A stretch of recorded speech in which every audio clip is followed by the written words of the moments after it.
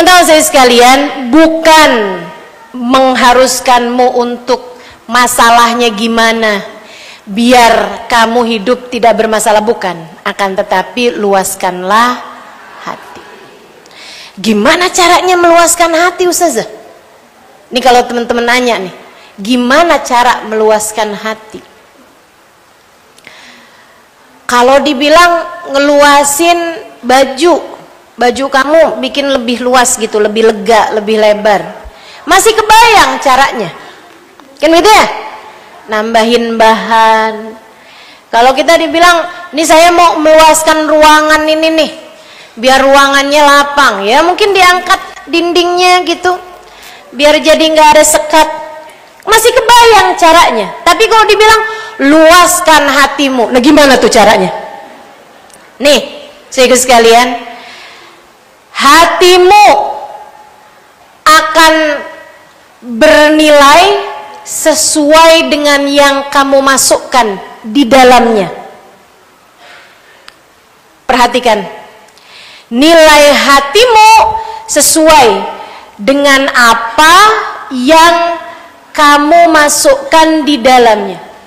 Kalau kamu selama ini selalu memasukkan hal-hal yang kecil, hatimu jadi kecil. Kalau kamu sering memasukkan hal-hal yang kotor, hatimu jadi kotor. Kalau kamu sering memasukkan hal-hal yang besar, hatimu akan besar. Semakin besar, semakin besar. Ketahuilah, tidak ada yang lebih besar daripada Allah Subhanahu. Maka kalau kamu pengen hatimu luas, hadirkanlah Allah di dalamnya. Senantiasalah mengingat Allah dalam hidupmu. Hatimu luas. Senantiasalah menyebut Allah dalam hari-harimu. Fahamilah, tidak ada siapapun di atas muka bumi ini melainkan hambanya. Fahamilah, tidak ada suatu kejadian terjadi di atas muka bumi ini kecuali atas kehendak darinya. Semua kejadian adalah darinya. Semua manusia adalah hambanya. Semua yang ada di atas muka bumi ini adalah miliknya. Ketika hal itu kamu hadirkan dalam hatimu, hatimu akan menjadi tempat yang sangat luas. Bukan hanya dengan kamu bangun tidur baca doa alhamdulillahilladzi ahyana ba'dama amatana wa ilaihin nusyur. Itu kamu harus kerjakan, betul. Tapi bukan hanya sekedar itu gitu. Bukan hanya sekedar kamu keluar rumah baca bismillah amantu billah tawakkaltu 'ala Allah la haula wala quwata illa billah. Meskipun kamu harus juga melakukan hal itu. Bukan hanya sekedar sholat 5 waktu kamu kerjakan, kamu ingat Allah SWT. Bukan hanya itu. Meskipun jangan ada di antara kita yang berani-berani meninggalkan sholatnya. Akan tetapi pengen hati luas, bukan hanya dengan lisanmu membaca zikiran-zikiran atau bacaan-bacaan semacam itu. Karena ini masalahnya bukan masalah lisan, melainkan masalah hati. Terus gimana caranya? Ingat Allah. Ingat Allah. Lihat anak, ingat Allah. Hadiah yang Allah berikan dalam hidupku. Kelanjutan sujudku. Kelanjutan doaku di saat nanti aku sudah masuk dalam alam kubur. Anak-anakku setiap kali sholat pahalanya mengalir juga ke dalam amal kuburku. Kalau nanti saya meninggal dunia, anak-anak saya adalah penerus sujud saya. adalah orang-orang yang akan mendoakan saya sebagai ibunya. Maka kamu berakhlak kepada anakmu, kamu menyayangi anakmu sebagai bagian dari jalinan hubungan antara dirimu dengan Allah Subhanahu wa ta'ala. Kamu gak akan berani mukul anakmu, sebab kamu faham, anakku memang lahir dari rahimku, akan tetapi anakku bukanlah milikku, ia miliknya Allah. Ustazah, anak saya kan punyanya saya. Emang iya? Bu, apakah kamu diajak rembukan ketika Allah Subhanahu wa ta'ala menciptakan janin dalam rahimmu itu? Gak ada. Gak dimintain rembukan, gak ditanyain kamu pengen anak kamu umurnya sampai berapa, kamu pengen anak kamu hidungnya mancung apa keluar apa ke dalam. Kamu gak ditanya sama Allah Subhanahu wa ta'ala. Dia lahir seperti yang Allah Subhanahu wa ta'ala inginkan. Bahkan kamu gak tahu kapan anakmu akan lahir. Kamu bahkan gak ikut-ikut serta dalam membentuk wajahnya, membentuk anggota tubuhnya, apalagi mengaturkan nasib hidupnya. Sebab anakmu bukanlah milikmu, anakmu adalah miliknya Allah Subhanahu wa ta'ala. Maka ingat Allah dalam saat kamu menghadapi anak-anakmu, akan membuat hatimu jadi lebih luas ketika menghadapi anakmu, terutamanya saat kamu menghadapi suamimu. Bu, suamimu memang suamimu. Iya, betul. Ada akte, ada surat nikahnya. Ada surat nikahnya. Betul. Suamimu adalah suamimu. Akan tetapi ia bukan milikmu. Ia milik penciptanya. Namanya Allah. Dan Allah telah menjadikan suamimu adalah jalan surga bagimu. Ingat itu terus. Ingat itu terus. Katanya baginda kita Nabi besar Muhammad kepada seorang sahabat wanita, sahabat perempuan. Ada seorang sahabat Ansar perempuan ya, sahabiah, bertanya beberapa hukum fikih kepada baginda kita Nabi besar Muhammad. Habis selesai dia nanya, dijawab Nabi. Nabi kemudian tanya, "Amutazawwijah anti? Apakah kamu sudah menikah?" Perempuan tersebut menjawab, "Bala ya Rasulullah, ini imra'at fulan ibn fulan." Ya wahai Rasul, saya sudah menikah, saya adalah istrinya fulan bin fulan. Nabi senyum padanya, kemudian bertanya, "Kaifa anti bih?" Ini hadis saya jadikan sebagai hadis paling penting. Saya berusaha menjadikan hadis ini sebagai pemandu saya dalam saya berumah tangga. Ini hadis saya ingin menuliskannya. Sebelumnya malah saya berencana untuk menuliskannya di dinding kamar kami. Cuman saya takut suami saya kegeeran. Jadi saya pun menuliskannya di dalam dinding hati saya. Semoga tidak pernah bisa terhapus. Saya berusaha untuk selalu mengingat-ingat hal ini dalam urusan bagaimana saya menghadapi pasangan hidup saya itu. Teman-teman sekalian saya muliakan, Nabi nanya, "Kaifa anti bih?" Bagaimana kamu terhadap suamimu? Saudara sekalian, sangat mungkin juga jika kamu berjumpa dengan Nabi Muhammad atau sekurangnya, bayangkan andai kamu jadi sahabat Nabi Muhammad, hidup sezaman dengan Nabi Muhammad, teman-teman sekalian, sangat mungkin juga untuk pertanyaan yang sama diajukan oleh Nabi kepada kita. Kamu udah nikah, Halimah? Udah, Rasul. Saya istrinya Fulan bin Fulan. Saya nggak mau sebutin nama suami saya, takut langsung pada googling. Saudaraku sekalian saya muliakan, Nabi kemudian akan kembali balik bertanya, dan itu sangat mungkin terjadi kepadamu. Kalau kamu ditanya sama Nabi, kamu udah nikah? Udah, Rasul.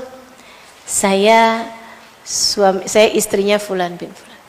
Nabi pertanyaan berikutnya akan kira-kira sama tuh. Kaifa anti bih? Bagaimana kamu menghadapi suamimu? Saat itu kira-kira apa jawabanmu? Apakah kamu bisa menjawab seperti jawaban dari seorang perempuan sahabiyah ini? Dia bilang, ya Rasulullah, saya selalu taat padanya sekemampuan saya. Saya berusaha untuk melaksanakan apapun yang dia inginkan. Dan saya akan minta maaf padanya terhadap apa yang saya tidak mampu lakukan. Ya Rasulullah, saya junjung, saya muliakan suami saya di atas kepala saya. Saya hormati, saya sayangi dia sekemampuan saya, wahai Rasulullah. Ada nggak di antara kita yang berani jawab kayak begitu tuh? Kayaknya sih kalau kebanyakan dari kita kalau ditanya sama Nabi nih, gimana kamu sama suami kamu? Gitu deh Rasul. Atau mungkin malah kita akan nyari pembenaran.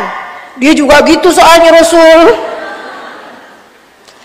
Kita tuh suka bilang, bagaimana mungkin saya menjadi Khadijah jika suami saya bukan Nabi Muhammad sallallahu alaihi wasallam? Gimana saya bisa jadi kayak Fatimah? Suami saya nggak kayak Ali bin Abi Thalib. Suaminya juga ngomong gitu.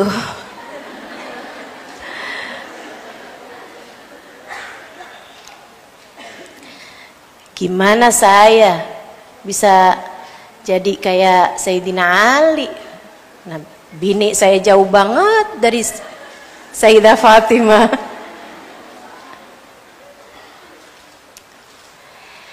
Teman-teman saya sekalian saya muliakan, Nabi ketika mendengar sahabat perempuannya berkata seperti itu, Nabi lebar senyumnya, Nabi berbinar matanya, Nabi senang banget sama umatnya perempuan yang menjadi istri yang solehah bagi suaminya. Kamu, kalau penting bagimu untuk di akhirat ada di belakang Nabi Muhammad, dan kamu adalah seorang istri, berusahalah jadi istri yang soleh.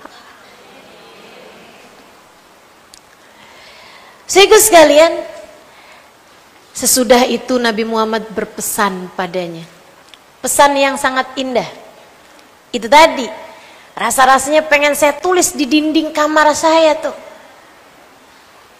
Cuman takut bikin suami saya terlalu besar kepala gitu. Dia bilang begini nih, Nabi Muhammad SAW bersabda, katanya baginda kita alaihi salam, "Fanzuri ilaih fa innama huwa jannatuki wa naruki." Perhatikan betul bagaimana perlakuanmu kepada suamimu. Ia adalah jalan surga bagimu ketika kamu menghormati dan menyayanginya, jalan neraka bagimu ketika kamu menyia-nyiakannya. Jalan surga bagimu ketika kamu hormat dan kamu memuliakannya, jalan neraka bagimu ketika kamu menyia-nyiakan dan selalu menyakiti hatinya. Saudariku sekalian yang saya muliakan, lihatlah Allah dalam diri suamimu, akan menjadikan hatimu lapang. Lihat Allah dalam diri suami. Jadi tiap lihat suami nih, ini dia laki-laki yang telah Allah pilihkan untuk menjadi pembawa kunci surga saya. Jalan surga kita teman-teman, jalan surga kita. Jadi kalau melihat suami lagi sangat menyenangkan, surga adem emang, menyenangkan emang nih surga, bener-bener nih. Kalau suami lagi menyebalkan, surga emang berat. Enak tuh ngelihat Allah dalam diri suami kita teman-teman, karena memang sejatinya seperti itu gitu. Ustazah, suami jalan surga tapi dia aja nggak sholat. Kan saya bilang jalan surga, belum tentu dia masuk surga. Jalan surgamu teman-teman, jalan surgamu. Bisa jadi belum tentu dianya masuk surga, tapi jalan surgamu. Emang bisa Ustazah jalan surga tapi dia nggak masuk surga? Bisa. Asia tuh istri solehah, suaminya Fir'aun, dia bisa jadi istri yang solehah, Allah masukkan dia ke dalam surga. Suaminya kayak begitu, ngaku dirinya sebagai Tuhan, emang masuk surga? Enggak. Jadi salah satu dari orang-orang yang akan Allah hancurkan di dalam neraka. Jadi saudariku sekalian, jangan lihat suamimu sebagai suamimu, ataupun jangan lihat suamimu sebagai bapak dari anak-anakku. Nggak cukup. Kamu harus lihat suamimu sebagai seseorang yang Allah telah pilihkan untuk menjadi jalan surga bagimu. Dan memang pilihan Allah tuh nggak salah. Makanya adik-adik yang belum nikah, saya sarankan padamu, saya tekankan padamu, jangan pacaran. Kenapa gitu? Karena kalau kamu pacaran, Dek, kamu membatasi pilihan Allah untuk menjadi jodohmu. Jadinya kamunya menikah cuman pengennya sama dia doang. Mama, nikahkan saya dengannya, Mama. Saya tak sanggup hidup tanpanya.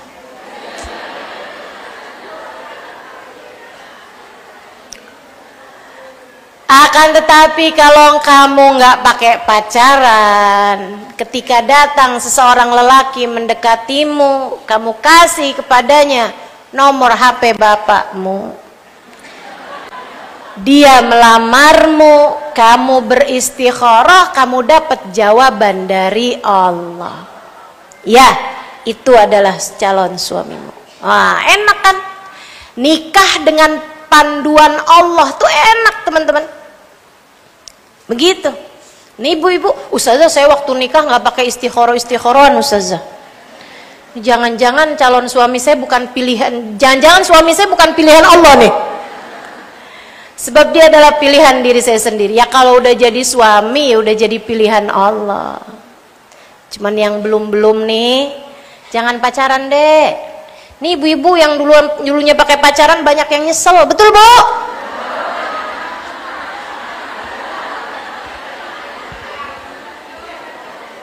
Ustazah pakai pacaran apa enggak? Boro-boro. Saya itu pertama kali ngeliat muka suami saya sesudah saya selesai akad dengan dia. Ini saya cerita bukannya mau apa ya? Ya, bukan. Saya cerita cuman buat adik-adik nih yang belum nikah. Dek, tenang aja, Dek, tenang. Kalau udah jadi jodohmu, garam di laut. asam di gunung, di sambal rujak akan ketemu juga. Tenang, bakalan ketemu juga kalau udah catatan jodohnya. Segala macam cara Allah Subhanahu wa taala punya untuk dapat mempertemukanmu. Kalau kamu pacaran, takutnya nih akan datang sebelum waktunya gitu. Barang-barang tuh kalau datang sebelum waktunya, lahiran aja tuh kalau datang sebelum waktunya, namanya kelahiran prematur. Buah tuh kalau dipetik sebelum mateng, kemudian dimatangkan dengan karbit, rasanya nggak manis gitu. Demikian pula dengan kalau kamu nikah pakai pacaran, itu akan lebih banyak masalahnya sesudah nikah. Makanya saya sering banget tuh, rumah tangga yang diawali dengan aku tak mampu hidup tanpamu, berakhir dengan aku tak sanggup hidup denganmu. Rumah tangga yang diawali dengan gak ada perempuan lebih cantik darimu, kata pacarnya. Gak tahu tuh apa dia gak punya TV,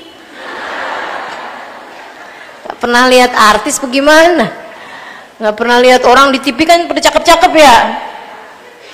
Sehingga sekalian akan berakhir dengan semua perempuan cantik selain kamu. Masya Allah. Karenanya saudaraku sekalian saya muliakan, dah kita benahin cara pandang kita terhadap suami kita. Kita lihatnya sebagai jalan surga. Seseorang yang telah Allah pilihkan untuk menjadi jalan surga bagiku, dan pilihan Allah tuh selalu paling tepat. Makanya ya biasanya nih istri boros ketemu sama suami yang pelit. Betul? Betul? Ini ngerasa bagaimana nih? Karena kalau kamu boros ketemu suami yang dermawan, ya Allah, udah tuh Shopee di check out mulu. Tiap hari kurir bawain belanjaan ya. Nggak gitu. Biasanya nih istri yang cerewet, suaminya pendiam banget. Betul? Emang udah pas-pasnya gitu. Udah Allah pas-pasin. Nah kalau dua-duanya ngomong, jadi semua udah ditepat-tepatkan oleh Allah Subhanahu wa taala. Nggak usah sok-sokan. Nggak usah sok-sokan. Kenapa ya suami saya nggak begini? Kenapa ya suami saya nggak begitu?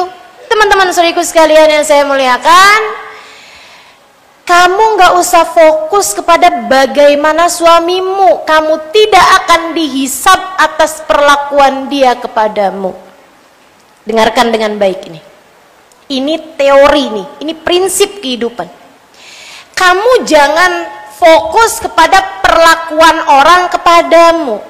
Kamu harus fokus kepada bagaimana kamu memperlakukan orang lain.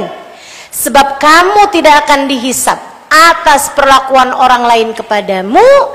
Kamu hanya akan dihisab atas perlakuanmu kepada orang lain. Karenanya, hal pertama yang saya sampaikan padamu adalah ingat Allah, lihat suamimu sebagai pandanganmu kepada Allah Subhanahu wa taala. Kamu kepengen apa? Kepengen Allah ridho, kepengen Allah masukkan ke dalam surga, kepengen di akhirat nanti bahagia, kepengen saat mati husnul khotimah, kepengen kubur menjadi raudhah min riyadil jannah. Allah perintahkannya apa? Perintahkan kamu buat taat kepada suamimu. Allah perintahkan kamu untuk baik pada suamimu. Nabi Muhammad menyebut suamimu sebagai jalan surga bagimu, maka bismillah, kamu laksanakan taat kepada suamimu. Bukan karena siapa suamimu, bukan karena dompet suamimu, bukan karena uang suamimu, bukan karena saya baikin dia deh biar dia enggak tertarik sama perempuan lain, saya akan baik-baik sama dia deh biar dia enggak ceraiin saya, jadinya saya dan anak-anak saya hidupnya terjamin. Saya baik-baikin dia deh biar masalahnya enggak ribet, biar semuanya enak. Enggak gitu, kurang, niatmu kurang. Berbuat baiklah kepadanya sebagai jalanmu menuju ridha Allah, sebagai jalanmu menuju surga Allah, sebagai jalanmu menjadi hamba-hamba yang solehah yang kelak akan berada di belakang bendera baginda Nabi besar Muhammad. Saudaraku sekalian saya muliakan, lapangkan hatimu, hadirkan Allah di dalam hatimu. Saya sering perhatiin diri saya, kadang-kadang saya sumpek, kadang-kadang saya sedih, kadang-kadang saya gelisah. Emang Ustazah datang gitu juga? Saya juga manusia. Ustazah juga. Biasanya kalau kayak gitu saya akan pikirin, kenapa kok begini ya? Kenapa hati saya gelisah? Kenapa pikiran saya kacau? Kenapa hati saya nggak tenang? Kalau udah saya pikirin, saya tahu ternyata sebabnya. Karena saya sibuk memikirkan diri saya sendiri. Dan saya tahu obatnya. Obatnya adalah ganti pikiran mengingat Allah. Dah tuh. Begitu saya ingetin, apapun yang terjadi semua kehendak Allah. Halimah, tenang, jangan takut, ada Allah. Yang penting kamu taat sama Allah, yang penting kamu ada dalam jalan takwa kepada Allah. Allah semua yang menentukan ini. Ingat Allah Halimah. Allah telah menganugerahkanmu begitu banyak kenikmatan dalam hidupmu. Saya pun mulai berzikir Allah, Allah, Allah. Saya pun mulai menyebut-nyebut namanya, ya Allah, ya Allah, ya Allah. Maafkanlah hambamu yang tidak mengerti ini. Maafkanlah hambamu yang jatuh bangun ini. Maafkanlah hambamu yang suka tidak faham urusan ini. Jangan tarik bimbinganmu dariku ya Allah. Pandang aku dengan pandangan kasih sayangmu ya Allah. Ketika saya mengingat Allah dan mengingat bahwa semua urusan dalam kendali Allah, maka tenanglah hati saya. Jadi dalam berumah tangga, ingatlah itu terus-terusan. Lapangkan hatimu, dan cara melapangkan hati adalah dengan mengingat Rabbi syrahli wa yassirli amri. Yang kedua nih, yang kedua, ya Allah mudahkanlah urusanku. Minta Nabi Musa kepada Allah untuk Allah berikan kemudahan urusan. Dengan apa? Mudah dengan ilmu. Urusan jadi jauh lebih mudah kalau kamu ngerti ilmunya. Karenanya siapapun suamimu, saya minta kepadamu untuk teruslah belajar. Teruslah belajar, termasuk mempelajari suamimu. Pelajari apa yang bikin dia senang, apa yang bikin dia sebel. Kamu harus pelajari, nih suami saya kalau diginiin senang apa enggak. Nih kalau suami saya omongin begini bagaimana perasaannya. Apalagi kalau udah tambah lama nikah, kamu seharusnya jadi orang yang tambah tahu siapa suamimu itu. Jangan sampai nikah udah lama nggak paham tentang suaminya. Jangan sampai nikah udah lama kamu belum juga paham. Suami saya ini maunya apa sih? Nah, itu kan suami kamu. Ada tuh orang 20 tahun udah menikah, 1 hari berumah tangga, rumah tangganya ruwet, nelpon saya. Ustazah, suami saya nih Ustazah, saya kesel banget sama suami saya. Dia begini. Terus habis itu dia nanya, gimana cara saya ngadepinnya Ustazah? Nah, suami kamu. Kenapa harus saya yang menghadapi? Saudaraku sekalian, saya tahu gimana cara ngadepin suami saya. Tapi cara menghadapi suamimu, ya seharusnya kamu yang paling tahu. Makanya ketika ada seorang anak muda nanya sama saya, Ustazah, gimana caranya hidup berumah tangga Ustazah? Saya bilang, Dek, kamu gak akan bisa pelajarin caranya. Orang hidup berumah tangga tuh kayak orang hidup di atas muka bumi ini, kayak lahir di atas muka bumi. Itu kehidupan yang baru. Kamu itu ketika lahir gak dikasih buku petunjuk penggunaan. Kamu nggak tahu caranya jalanin kehidupan, ya kan? Akan tetapi ilmunya cuma satu. Apa itu? Jangan berhenti belajar. Sama kayak anak kecil. Jangan berhenti belajar. Dia mulai belajar tengkurap, habis itu mulai belajar duduk, mulai belajar merangkak, mulai belajar berdiri, mulai belajar berjalan, mulai belajar berlari. Kan begitu? Mulai belajar bilang A, mulai belajar bilang mama, sampai kemudian jadi banyak bicara gitu. Karena kita tidak berhenti belajar. Karenanya kita jadi ngerti caranya berkehidupan. Nah, berumah tangga tuh persis seperti itu. Silahkan masing-masing pelajari. Pelajari suaminya. Pelajari suamimu. Bukan kemudian kamu liatin, kamu tulis. Nah gitu. Kepribadiannya kamu pelajarin.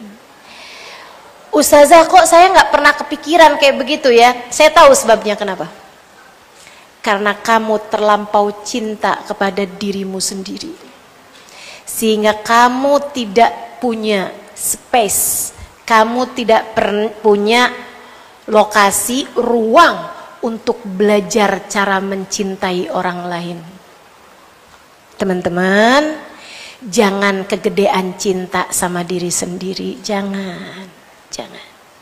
Makanya Nabi Muhammad tuh pesannya kan, cintai orang lain sebagaimana kamu mencintai dirimu sendiri. Cintai, pelajari. Oh, kalau ngomong kayak gini suami saya sakit hati, pelajari terus aja. Saya awal-awal nikah beranteman mulu. Tapi saya nggak mau cerita, ini udah mau jam.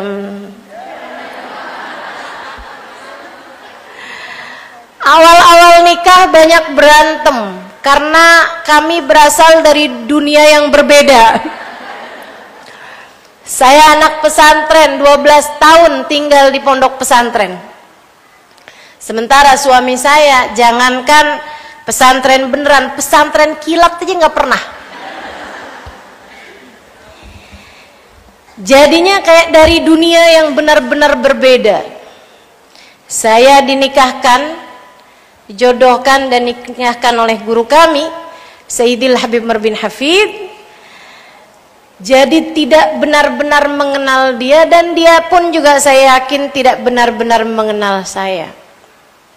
Itu tadi yang saya sampaikan. Dia baru lihat muka saya sesudah akad. Kayak beli kucing dalam karung katanya. Saya juga gitu, kayak beli kucing dalam karung.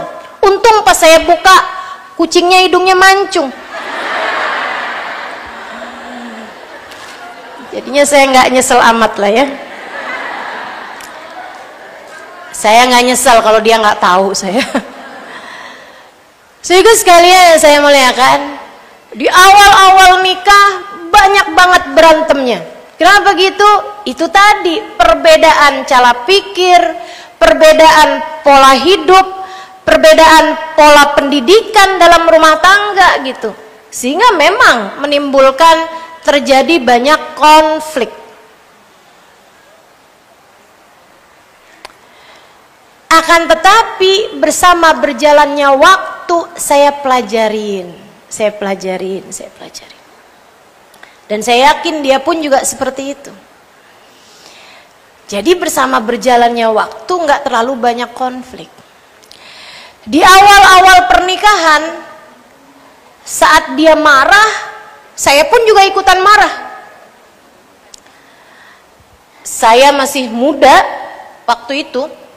Jadi biar gini-gini saya pernah muda nih. Saya masih muda waktu itu teman-teman. Masih banyak dikuasai dengan, dalam bahasa Arab tuh tes ya. Kayak keras kepala gitu. Sekarang udah agak lembutan nih kepala saya. Saya kalau inget-inget saya kesian sama suami saya. Kalau kami berantem, dia berantem aja. Kamu tuh Halimah, saya kesel banget deh sama kamu begini gitu aja dia. Tapi yang kesian tuh dia, karena kalau saya berantem saya bawa hadis, saya bawa ayat. Nah saya ustazah, kalah pasti udah. Nah itu udah kalahnya, udah bener-bener kalah itu ya. Kesian gitu. Abis itu dia biasanya pergi keluar dari rumah, saya dijemput gitu kan untuk majelis taklim, hadir ngaji pengajian gitu. Saya ini mengajar dari tahun 2003 di Jakarta. Saya menikah tahun 2002. Kalau ibu-ibu ngirain saya itu ustadzah baru-baru, bukan saya yang baru bu, kamu yang baru ngaji. Jangan sok-sokan bilangin saya yang baru. Saudaraku sekalian, saya dijemput hadir majlis, kemudian di majlis saya baca hadisnya Nabi Muhammad. Ayyuma imra'atin qalat li zawjiha ma ra'ait fika khairan qat tahwi biha fi nari jahannam sab'ina kharifa. Kalau ada seorang perempuan, dia berada dalam keadaan suaminya marah kepada dia, maka Allah akan melaknatnya dan malaikat semua akan melaknat dia sampai suaminya ridho padanya. Ya Allah, gimana modelnya nih? Halimah cuman bisa ngomong doang. Kenapa? Ada yang pingsan? Oke. Oh iya, boleh mungkin belum sarapan. Oh dikasih roti. Pagi puasa mungkin. Iya. Boleh saya lanjutkan? Udah ya, yang pingsan nanti biar akan diurusin oleh panitia. Baik, saudariku sekalian yang saya muliakan, akhirnya saya lama-lama belajar gitu. Nih kalau kayak gini terus nih nggak enak di saya nih. Saya kayak jadi orang yang ngomong sesuatu hal yang saya sendiri nggak amalin gitu. Yaudah deh, kalau dia marah saya mau diem aja.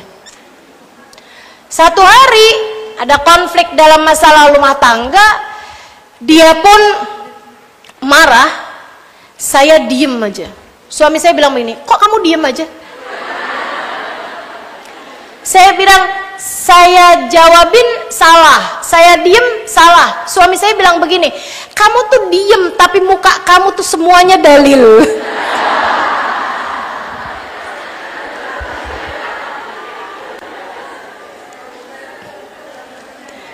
Masya Allah. Akhirnya satu waktu saya ada dengar gitu dari entah kajian entah apa gitu kan, dan saya juga jadi teringat gitu bahwasanya semua yang orang sampaikan bisa jadi adalah pesan-pesan Allah untuk kita dalam kehidupan. Suami saya juga pernah bilang gitu, kamu ini kan Ustazah Halimah, di mana-mana kamu didengerin orang. Kalau bahkan terhadap suamimu kamu tidak mau mendengarkan, siapa lagi yang akan kamu dengarkan? Saya bilang iya juga ya. Ternyata suami saya lebih ustadz daripada saya.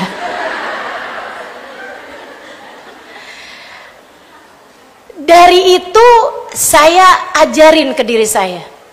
Semua yang disampaikan suami saya adalah pesan-pesan dari Allah. Semua yang disampaikan orang lain kepada saya adalah pesan-pesan Allah buat saya. Karena semua manusia adalah hambanya Allah. Dan semua kejadian tak akan terjadi kecuali dengan izin. Jadi satu waktu ketika dia sedang marah, saya dengerin nih dia nih pesan Allah nih. Kamu nih apa-apa kurang perhatian Halimah. Iya banget tuh. Gimana sih caranya biar saya lebih perhatian gitu. Ya apa-apa tuh kamu mestinya begini-begini. Oh gitu, doain ya. Ya udah kalau gitu.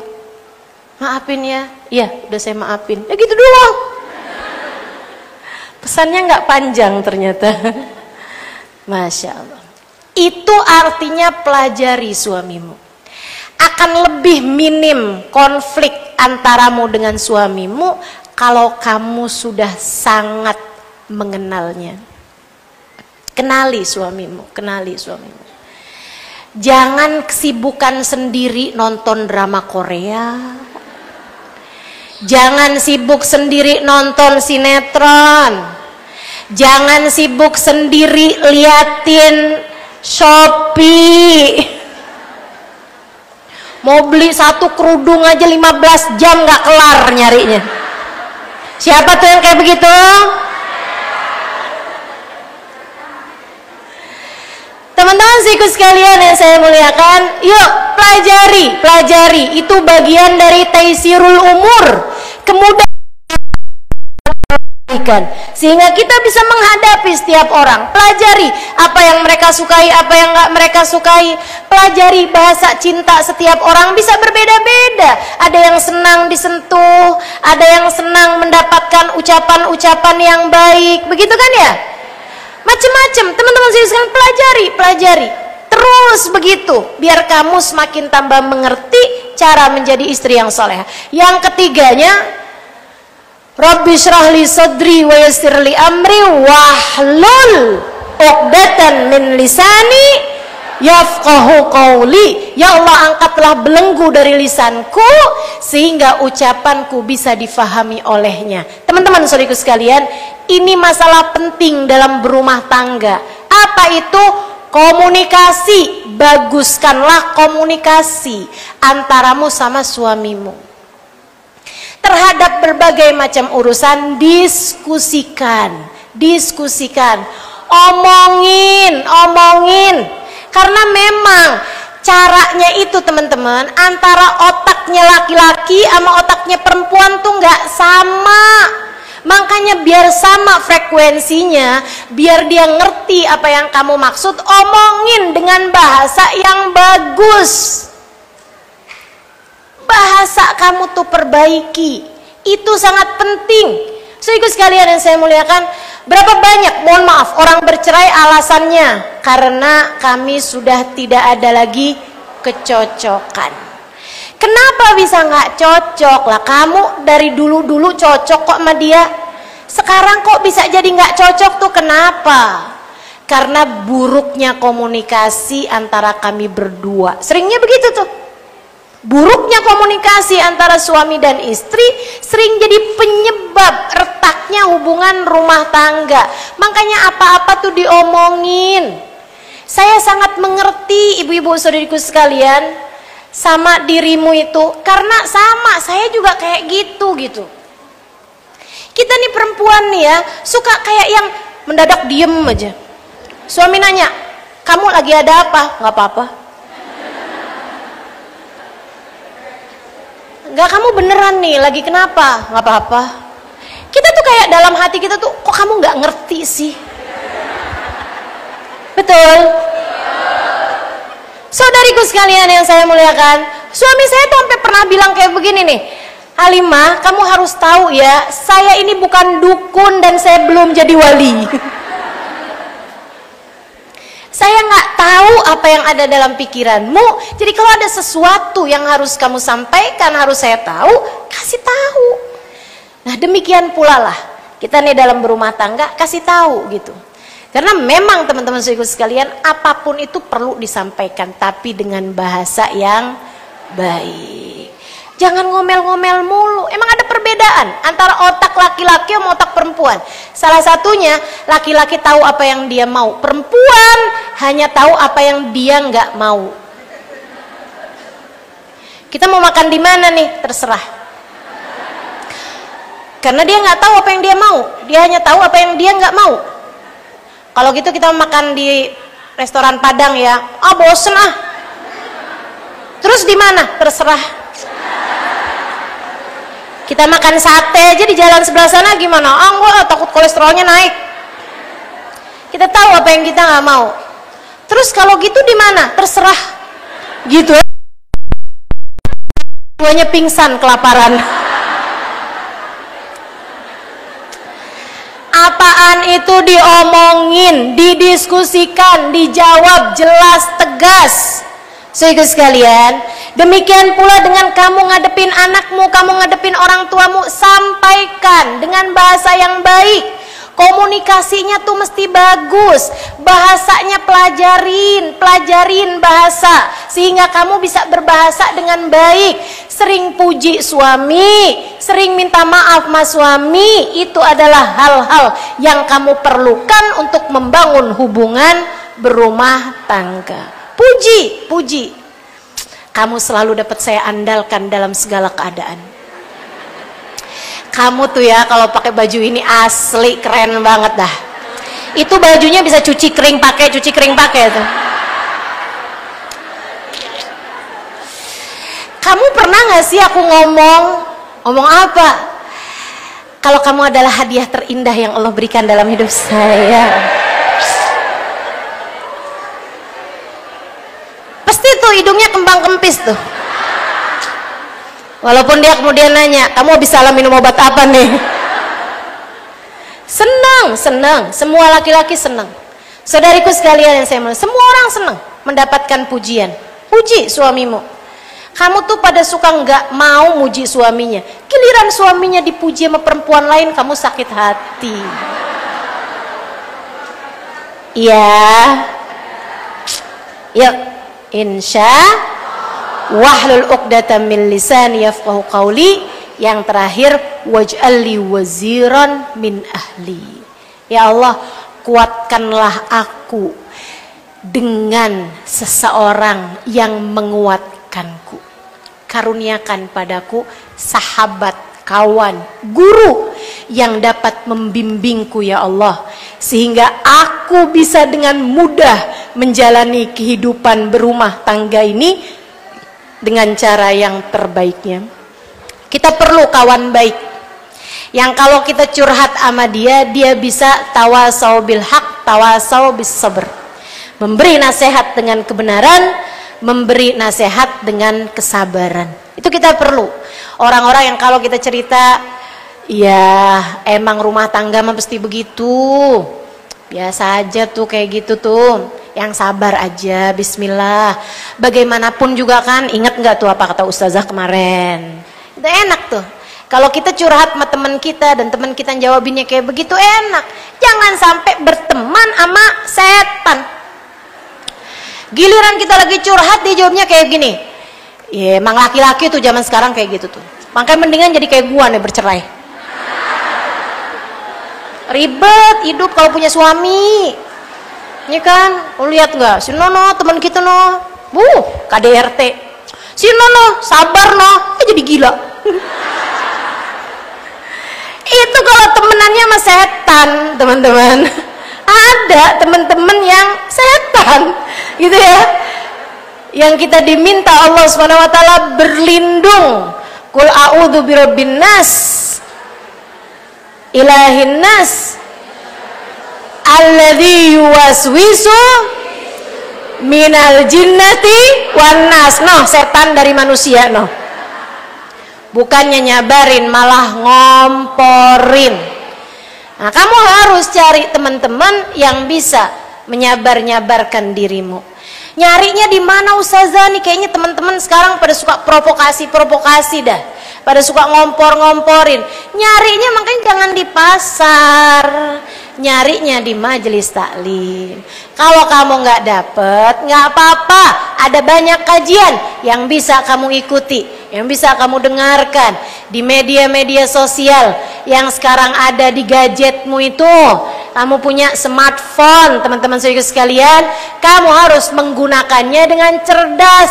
Jangan cuma handphonenya doang yang cerdas. Kamu pakai buat hal-hal yang mencerdaskan dirimu itu. Daripada curhat sama temen yang akhirnya ngomporin dan lain sebagainya, dengerin kajian-kajian. Insya Allah jadinya menguatkan hatimu. Gitu ya. Keempat hal itu jika kamu punya kelapangan hati karena Allah senantiasa ada dalam hatimu. Kemudian kamu punya ilmu bagaimana cara menghadapi suamimu, menghadapi anakmu. Kemudian lagi bahasamu indah, bahasamu baik kepada orang-orang yang ada di sekelilingmu. Dan kemudian lagi teman-teman saudaraku sekalian, kamu punya sahabat, kamu punya kerabat, kamu punya guru, kamu punya teman, orang-orang yang dapat menguatkan keimananmu, menguatkan perjalanan hidupmu. Maka keempat hal tersebut kalau kamu punya, kamu akan lebih ringan menghadapi berbagai macam ujian dalam kehidupan. Selebihnya saya tambahkan satu hal yang gak kalah pentingnya. Menghadapi berbagai macam ujian dalam kehidupan, saudariku sekalian yang saya muliakan, ada tali yang sangat menguatkan. Bagindamu Nabi besar Muhammad. Cobalah perbanyak solawat kepadanya. Cobalah perbanyak solawat padanya. Sangat mungkin kamu akan menjadi orang-orang yang beliau pandang dengan pandangan kasih sayang, dengan syafaat dari beliau, sehingga menjadikan hatimu lebih kuat, kehidupanmu lebih ringan, dan kamu mampu melewati berbagai macam ujian yang datang dalam kehidupan.